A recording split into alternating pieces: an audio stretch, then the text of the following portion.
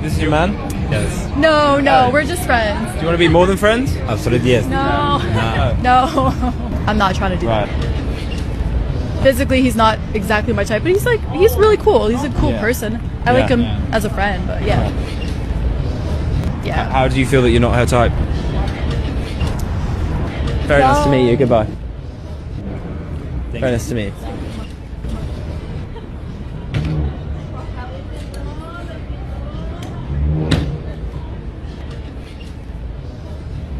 Yo, what's up, guys? Welcome back. Today we've got women changing their stories mid-conversation, turning relationships into business deals, demanding boyfriend benefits without girlfriend effort. But let's get into it. Right after you subscribe, of course. Your life. Oh, I said no to him multiple times. Like, he was trying to take off my clothes, and I'm like, no. What? No. You were pushing the goalpost. She did not say that. Oh, she no, did he not was say in that. my... No. He was in my... No, you said he was trying to. Yeah, he was in my hotel, and like, I'm like walking around doing stuff, and he's like trying to take off my clothes, and I'm like, no. And then eventually I like open up the door. I go, I'm sweaty and I'm tired. Unfortunately, I don't believe that, because that's what you should have said at the beginning. You were making him sound creepy for being at your hotel when you both walked to your hotel. So unfortunately, based on what you said, I do not believe you. And I know people like you, in my own experience, in my own friends' experience, are just liars when you get called out because you made someone sound like a creep. They weren't a creep, so then you have to make something up to make them sound like a creep. It makes no sense. I don't believe you. Why didn't you say that? You said specifically that he showed up at the hotel. Oh no! I you invited walked him to the hotel together. We walked around in the public, and then he walked me back to my hotel, which was nice. That was a nice part. But then once we went upstairs, he kind of like came into my hotel room without me asking. Okay, first of all, you guys went upstairs because I was trying. You to be guys nice. went upstairs.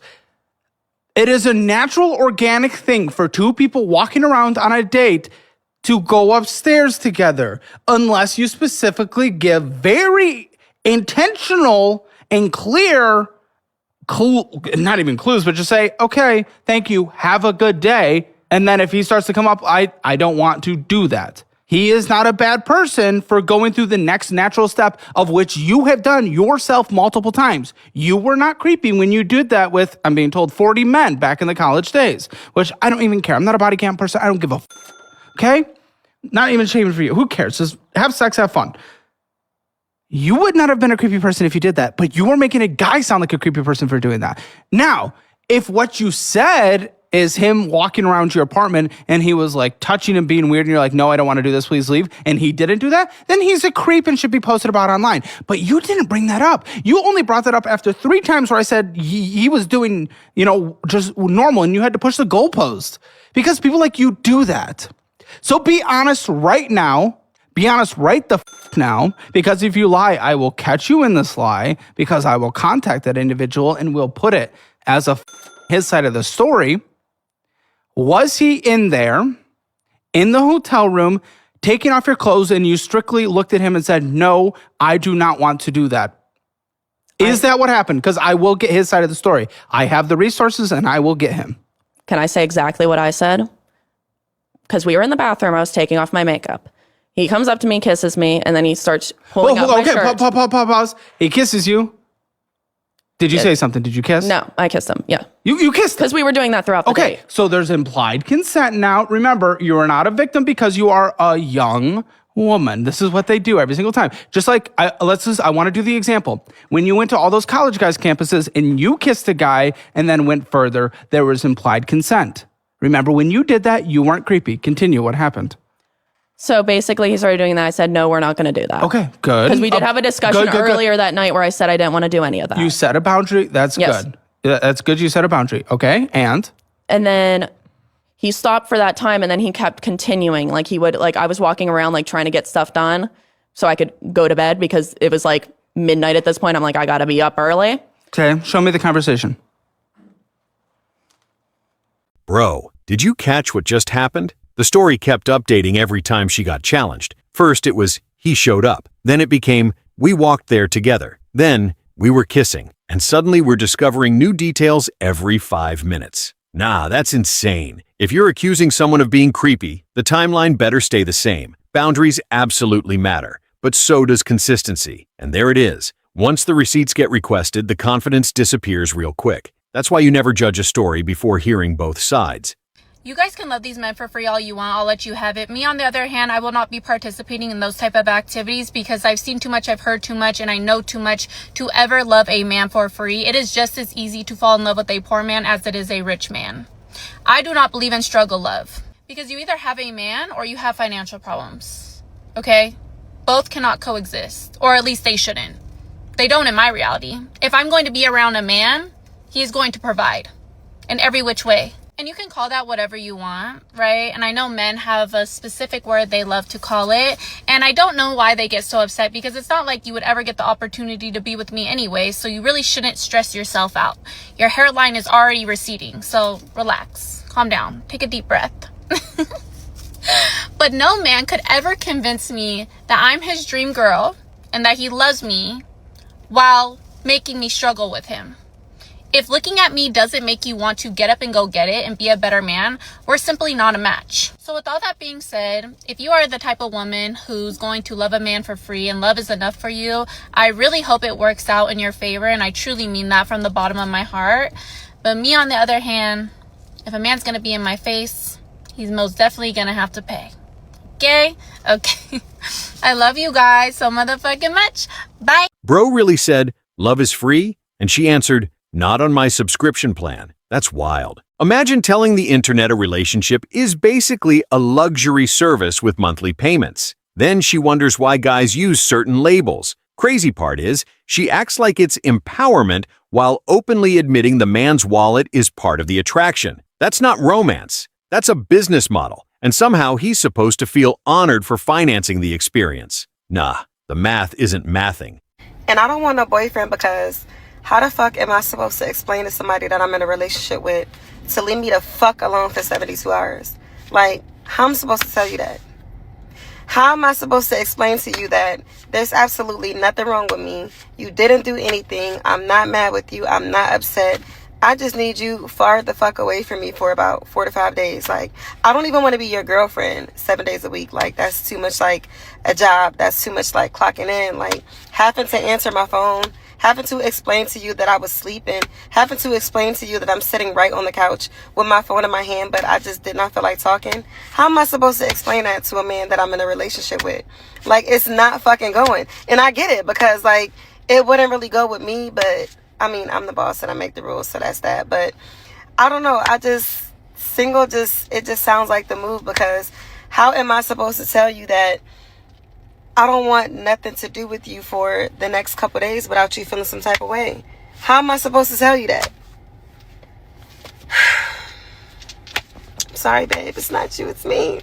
It's not you. It's me. Bro, she doesn't want a boyfriend. She wants airplane mode with occasional updates. Imagine dating somebody who's like, I love you. Now disappear for 5 business days. That's not a relationship. That's a software maintenance schedule. And the funniest part? She literally admits she'd hate it if the roles were reversed, but then hits us with, I'm the boss. There it is. Rules for him, exceptions for her. Then people wonder why more guys are choosing peace over unnecessary headaches. Somebody gotta say it. And I be the bitch to say it. So all you booty head ass bitches out here hollering, I don't need no man, I don't need no man for shit. Well, congratulations, you don't, bitch. But I motherfucking do. Yes, I said it. I need a man. And it's not because I can't survive. It's not because I'm broke. It's not because I'm helpless. It's simply because there are things that masculinity provide that femininity just does not, baby. But females act like that's a weakness. Like, how are y'all acting like independence is isolation? Bitch, just because you independent don't mean you got to be by yourself without a man. I don't know about you, bitch, but I don't want to be strong 24/7. I don't want to walk in my fucking masculinity. I don't want to have to protect, provide, carry, lead, decide, calculate, fix. No, bitch. Like, do you know the type of calm that comes over a woman when a man walks in a room and makes her feel fucking safe? It's just some type of pressure handling, problem solving type of shit that men just do differently, baby. Oh, baby. And it don't mean that women are incapable. We're just different, baby. I don't want to compete with no man. I want to compliment him.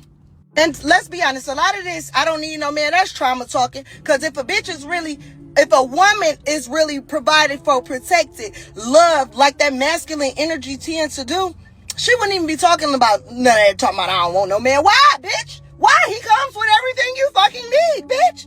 Except for a partridge in a pear tree at this point. Like, and granted, I'm never gonna tell you as a woman to tolerate disrespect, but to act like a man is an optional accessory, bitch, that's ego talking, bitch. Cause technically, yeah, you don't need a man, but you don't need friends, and you don't need family, and you really don't need food, bitch. You don't need nothing, right?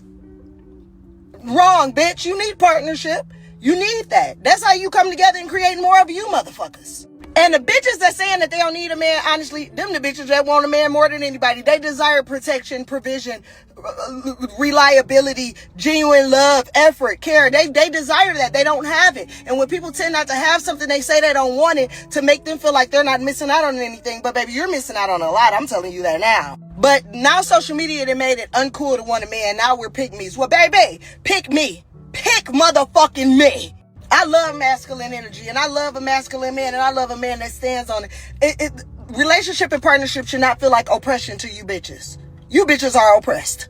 You bitches are depressed. I'm just saying, bitches claim they so strong, they're strong, independent women, but strength is not pretending you don't need nobody. Strength is becoming interdependent with that person that you love, that person that needs you just as much as you need them, and y'all making it work together, my baby.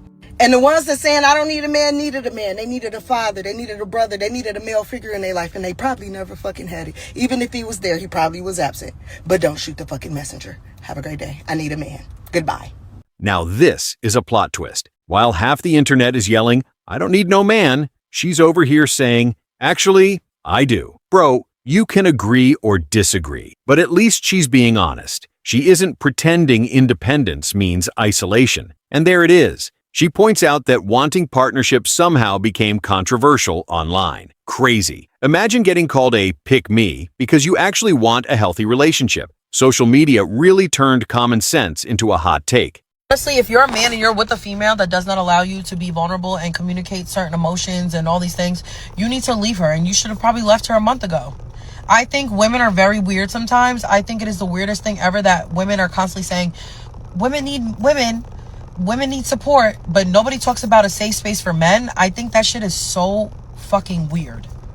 That you can sit here and tell this man everything, but he can't tell you nothing because he's too soft. Let my man come to me, whatever it is, from childhood, past relationships. I don't care if you ran over a damn squirrel in the street and it made you upset. You're supposed to come to me. Why is it a one-way street? And then women get weird. You start to get weird.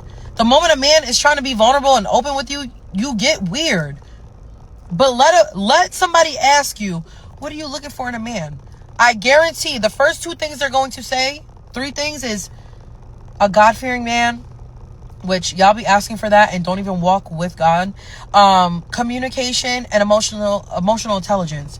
Y'all be asking for that and don't even appreciate it. Men are not like us. You know how women get together and they literally will trauma dump and tell all the tea within 5 minutes. Men do not do that shit. So if you find a man that's going to sit there and tell you what's on his mind, what has hurt him, anything, whatever it is, that man feels comfortable enough in your space and your presence to even communicate that with you.